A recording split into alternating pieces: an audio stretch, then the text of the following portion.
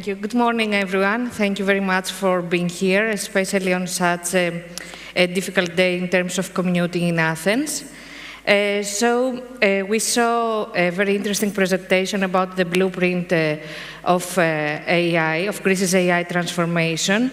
And we will now, in this panel discussion, try to unpack, basically, what this means from a non-expert's perspective. So, from the perspective of a citizen who is trying to understand how all these things will change their everyday lives and what the impact will be in their everyday lives. So I will start straight ahead with, I have two experts with me to help me on that.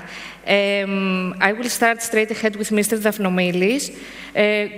Could you please help us understand what all this means for a Greek citizen, and when should a Greek citizen expect to see a difference in their lives, basically?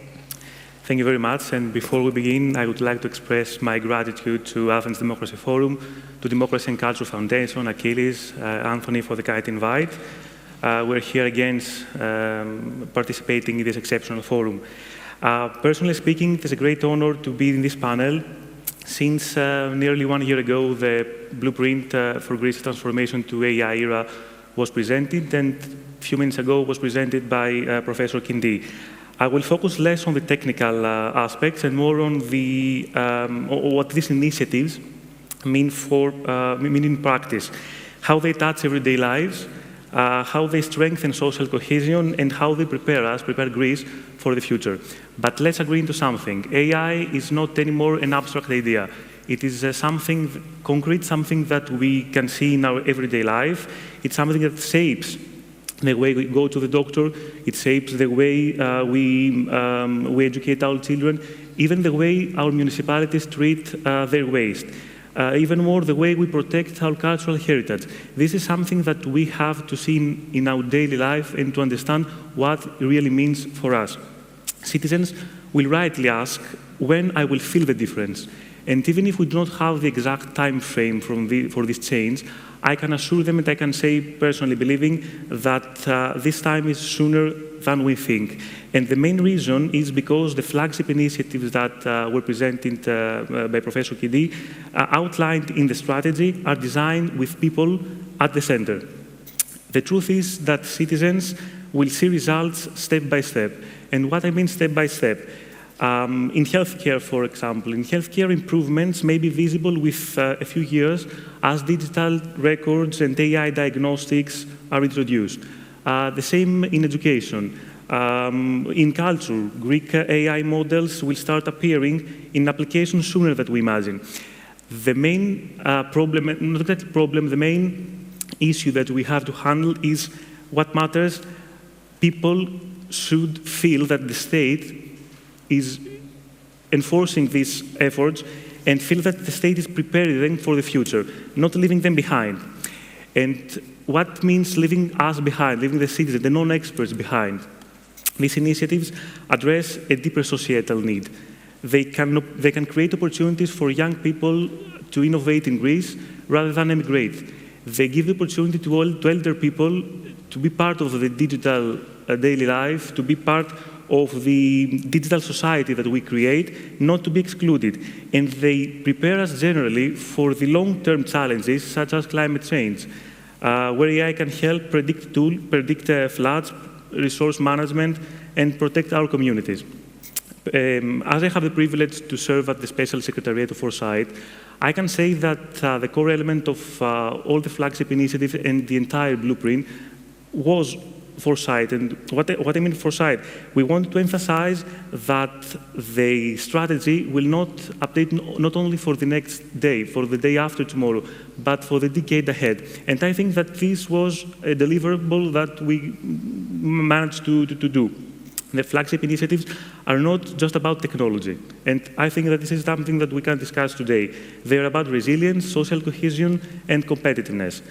They ensure that Greece is not a passive actor in the AI sphere, but an active shaper of the AI. To conclude and to wrap up, these initiatives show that AI is not about machines and algorithms. It's about people. It's about how every Greek citizen, young or old, urban or rural, can benefit from a healthcare system, from a better education system, from stronger democracy, and a future that is prepared, is resilient, and in all its inclusive. Thank you. Mr. Kollias, could you explain us, first of all, what does an AI factory mean? And what does the AI factory, the first Greek AI factory, named Pharos, what does it mean for Greek businesses? How does it change their everyday transactions or business? Or? Thank you for the question. Very glad to be here today. Good morning to everyone. Maybe I continue from where we stopped now.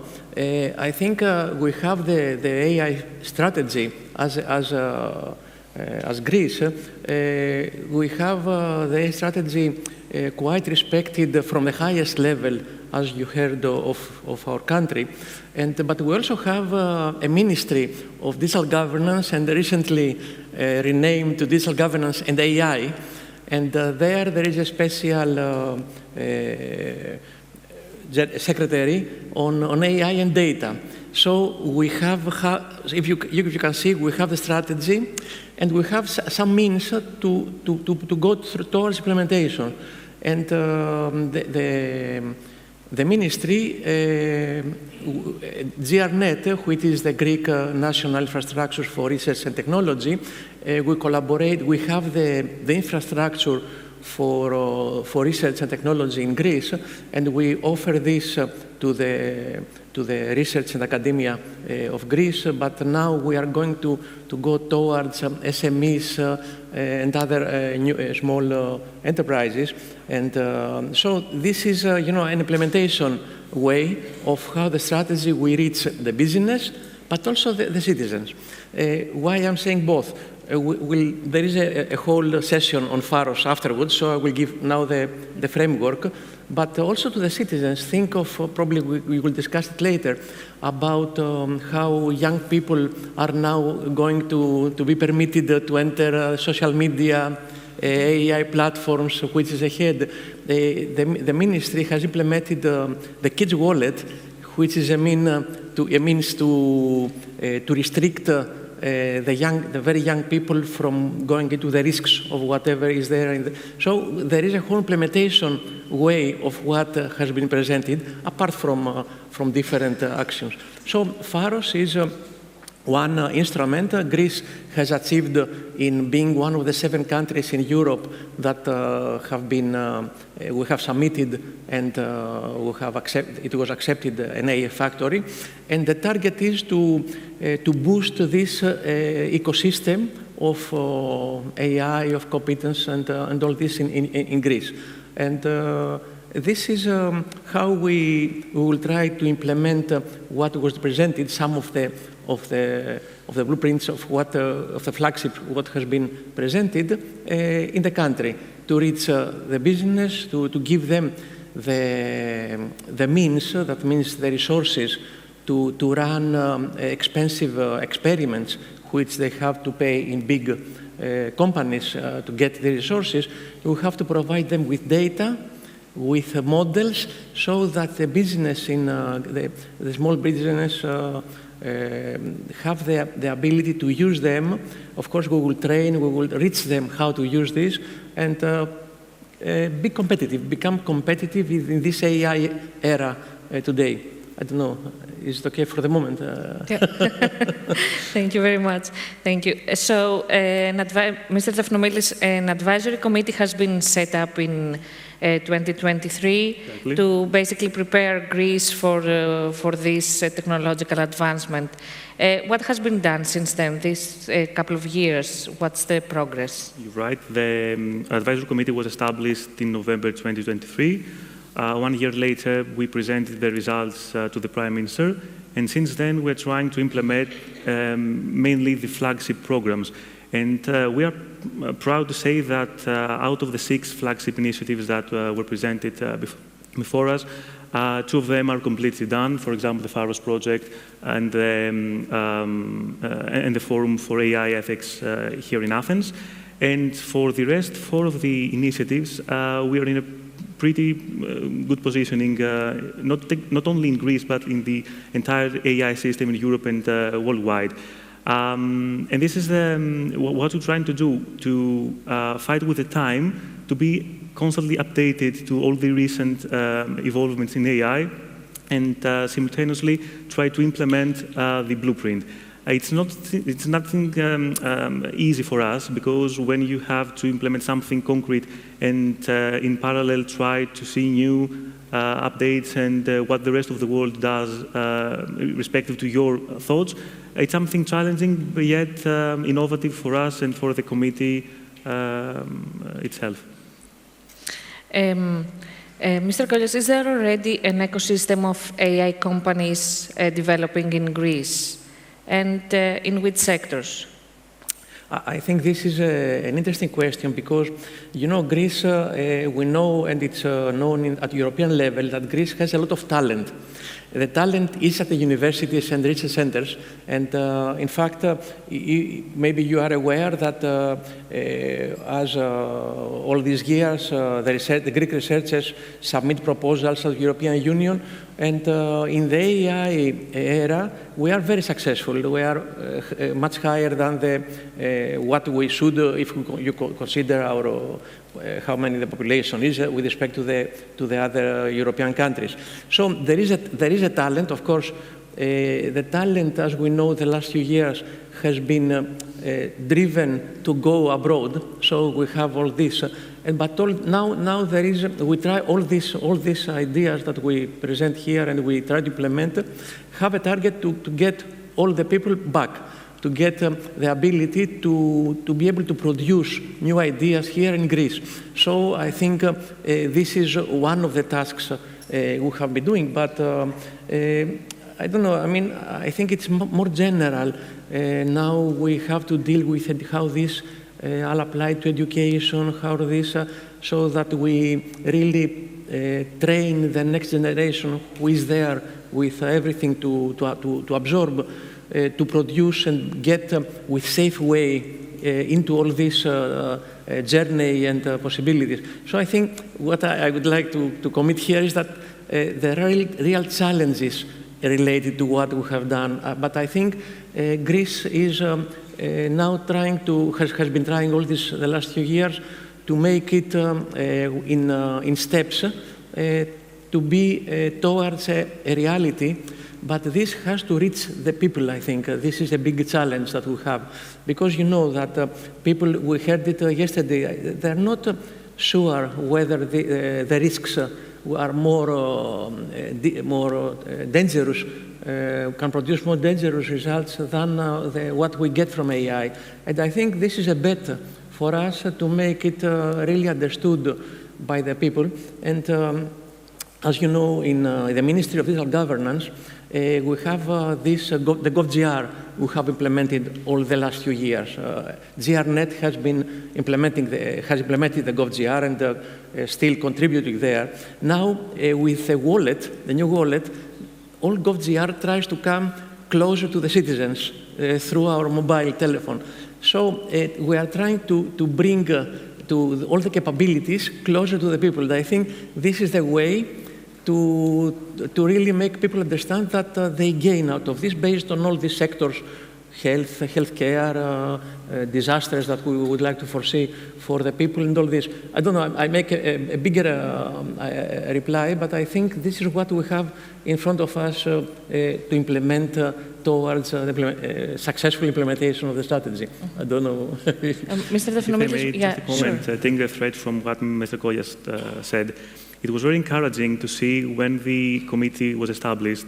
Of course, it was the 10 member of the initial committee and many other satellite experts, academics from Greece and abroad.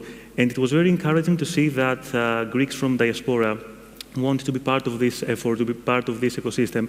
And this is what I mean by saying that the state should and yes, support these efforts, because we think and we believe that in the end, what we have gained from all this effort is the ecosystem, the AI ecosystem, taking back people from diaspora and seeing some of the professors and from the AI expert that do live in Greece, but they work from international projects, for example, at Demokritos or in other institutions to devote time and efforts to this,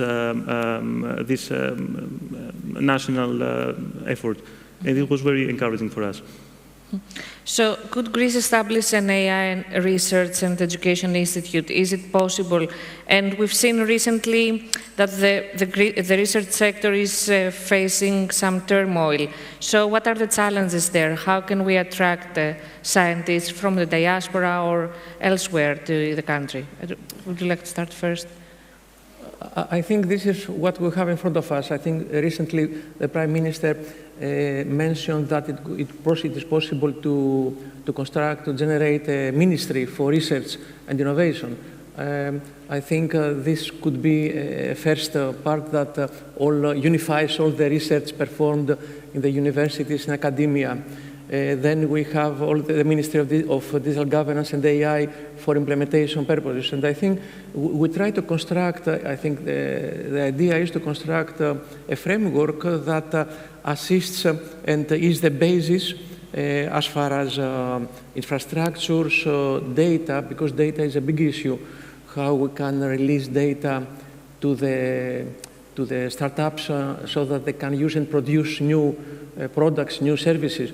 And then the models and that are there to assist all this ecosystem to move forward and be competitive at what Europe tries to do. You know, we'll discuss it probably later. The AI continent issue, Greece participates in it, has some real good initiative. Pharos has been one achievement. You know, the kids' wallet tries to become an issue to be adopted by other countries in one way or another. So I think we are producing there, and as more and more people and business are involved in this, I think this will flourish. And this is, I think, what is the gain for is also the challenge for, of course, for the Foresight and all of us. Mr. Dafnomilis? Yeah, and what exactly, as framework Professor Kollias mentioned, let's think about it not just a solid line, but as a puzzle. Each and every one of this ecosystem puts the piece of the puzzle that has the knowledge and the ability to do so. And of course, we know that there are some incentives for researchers and professionals from abroad to come back to Greece and be part of this new AI ecosystem.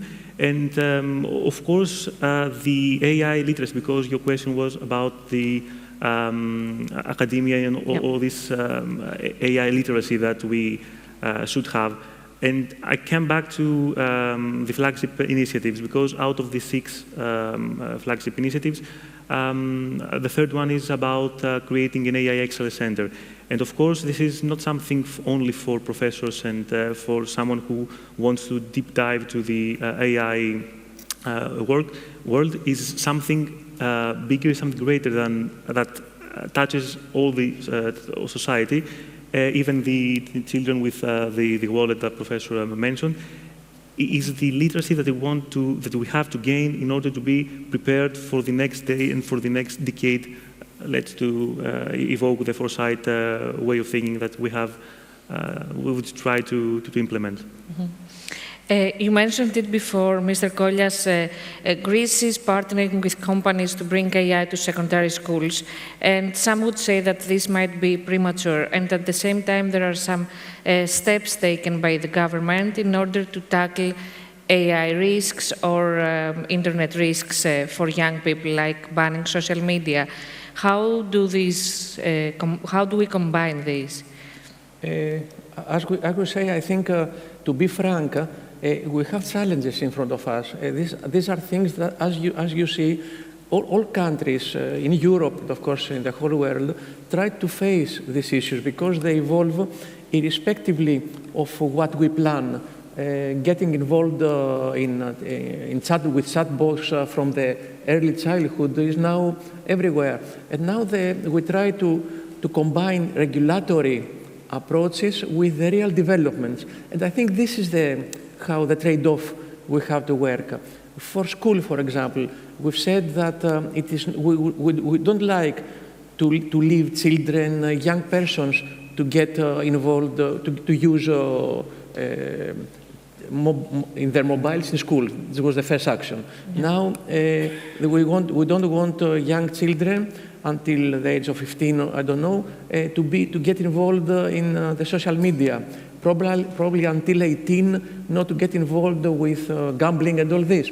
So this is some regulatory approach. On the other hand, we should include in the school the capabilities that this is the bet for all of us to enrich whatever the capabilities of children to produce and think positively, to do new things. So we have to use technology, how we did some years ago, you know, with big screens in the school that can assist. This was a technological issue, but it was used in this framework. So now we can use in safe ways capabilities that produce these new productive ideas in the schools, but respecting all these constraints that we have to keep in our attention. Thank you. So you both mentioned the issue that Greek businesses and Greeks generally are concerned about technology and AI. We have seen, I would say, some resistance, some restrictions during the government's efforts to transform digitally. So how do you tackle this, especially when you have to deal with an aging population like Greece? How do you make the citizens part of the game, I would say? Mr. Dafnomilis? Yeah, this is the main problem, and the answer to this problem is making them feel that they are part of this effort. We don't want to exclude them, but definitely it's difficult to try to have them along with all this effort. So we're trying to find some specific items and specific efforts for them. For example, healthcare, which is the most crucial issue for them, for the aging population. And what we said before, we want them to feel that they are not excluded from all these innovations. Of course, in sectors and fields that they can relate and they can feel the difference. For example, the older generation cannot feel the difference in education. It's something away from them. It's something that they will not use them. But in healthcare or in the everyday daily life, it's something that, yes, they can feel the difference sooner or later. Mm-hmm. Professor Kollias? I think we have a good example. If you remember, within the pandemic, we developed, the Minister of Digital Governance, Mr. Pierakakis was the minister by that time, we developed GovGR. GovGR was provided people with the abilities to use it in their everyday life. So this was, I think, it's one of the products we have as Greece that is very much appreciated by all people, by the majority of people, respectively of what they believe, what the political. Of course, there can be some dangers in our heads for all of us, but I think this was a good example that we reached we tackled what the people needed, not to go to wait in stands and so on. And I think if we, as you mentioned, include, as we try to do with MIGov in the ministry, to include AI, improving some of people's lives with respect. I think this is the means to get them to get their inclusion, to be inclusive in this bet we have. I think, yeah. Okay.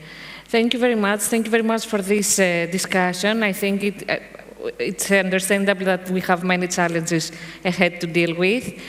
Please join me in thanking Professor Kollias and Mr. Dafnomilis. Thank you. Thank you very much. Thank you very much.